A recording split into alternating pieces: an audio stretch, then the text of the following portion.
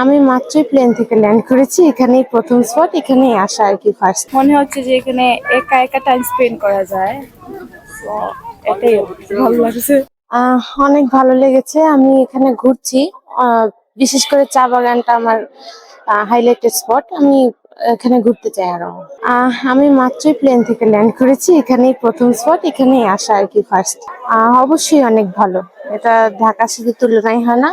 আর ঢাকাতে তো আপনার হচ্ছে অত গ্রিনারি সিনারি নাই, গ্রিনিশ, যেটা এখানে প্রচুর পরিমাণে আছে। সুন্দর, সবার আসা উচিত। আসেও মানুষ, বেশিরভাগ মানুষ আসে বাংলাদেশের বিভিন্ন জায়গা থেকে, সব জায়গা থেকে বলা যায় আসে মানুষ ঘোরার জন্য। এখনো দেখে আসছি, দুইজনকে জিজ্ঞেস করলাম ঢাকা থেকে আসছেন ওরা, ঈদের ছুটি পেয়ে আসছে সবাই।